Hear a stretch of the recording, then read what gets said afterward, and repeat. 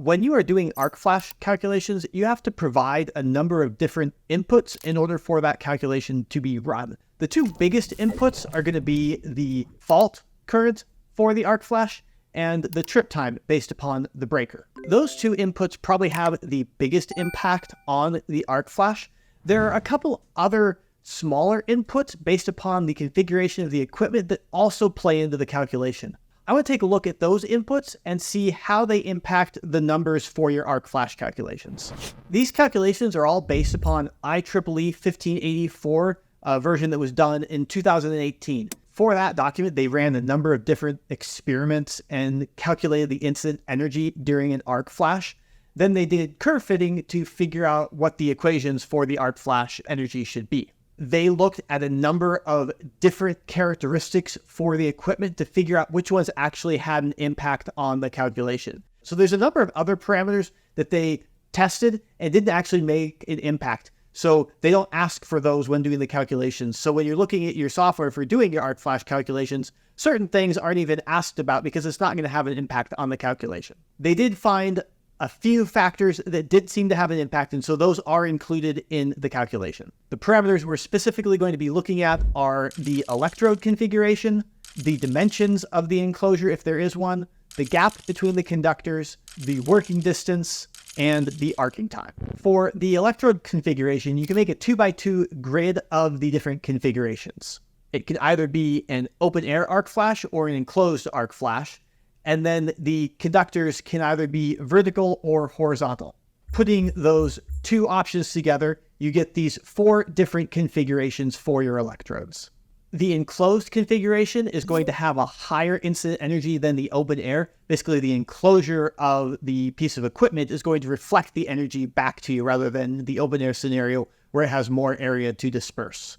For the horizontal versus vertical configuration, the horizontal configuration has the higher incident energy because the arc is essentially aimed at you.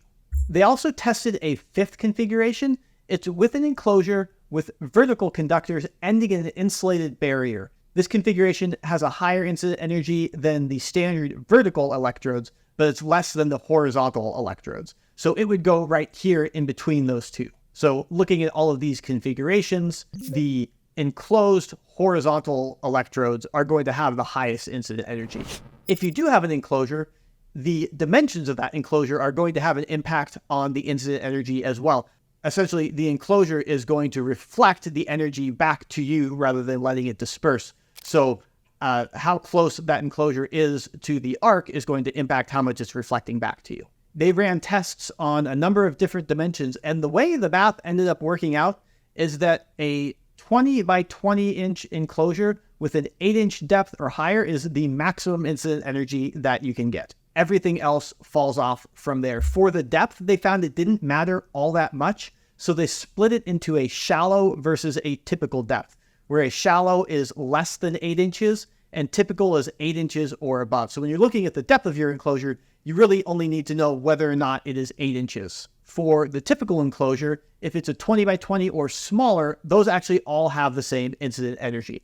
If it's larger than 20 by 20, the incident energy actually starts falling off from there. For the shallow enclosure, if it's larger than 20 by 20, it's actually the same as the typical enclosure. So if it's bigger than 20 by 20, the depth doesn't matter at all. It follows the same curve. If the depth is less than 8 inches, then the incident energy actually falls off as it gets smaller.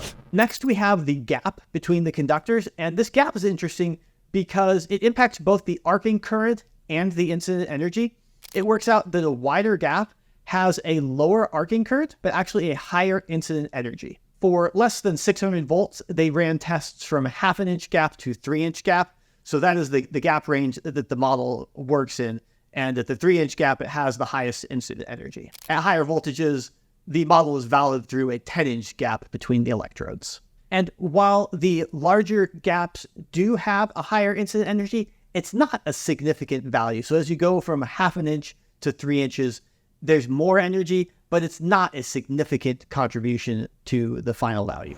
Those 3 parameters are based upon the actual physical configuration of the equipment, just how it is actually built and what it looks like. This next one is the working distance. And this is how far away from the arc the worker is when it happens. The relationship between the energy and the working distance is an inverse relationship. So as you move farther away, the incident energy falls off fairly rapidly, actually. It means that this value is pretty critical in terms of calculating the incident energy, but the industry standard is to just say 18 inches and carry on from there. The assumption is that generally workers are going to be about 18 inches from their equipment, and so this is a reasonable number. But it also means that if they've moved forward at all, that then the incident energy is going to be wildly greater than what is calculated in their arc flash protection is based upon. I'm a software developer. I actually haven't been to any of the safety trainings that electricians get. Hopefully, they talk to them about the fact that these arc flash values are based upon an 18-inch distance. Hopefully, they take that into account when doing work with protective gear on. That if you have the gear on, you also need to maintain a reasonable distance from the equipment that you're working with. The other two inputs that I mentioned are the fault current and the arcing time. And the higher the fault current, obviously, the more incident energy you're going to have, and the longer the arcing time, the more incident energy you are going to have. However, these two are very related based upon the trip curve of the breaker. You can't have an infinitely high fault with an infinitely long arcing time because the breaker is going to trip. So if you want to look at how the arcing time and the fault current impact the calculation, you really need to look at those two together based upon how the time current curve works. That's a more complicated relationship that deserves a video of its own to explore how those values impact each other. So that's how the physical characteristics of your equipment are going to impact your arc flash, whether it's open air or in an enclosure, the orientation of the electrodes, the size of that enclosure, if there is one, in the gap between the conductors, are all going to have impacts on that final value. The working distance is a critical value, but generally is assumed to be 18 inches. The fault current and the arcing time are hugely important, but are where most of the calculation work for arc flash happens.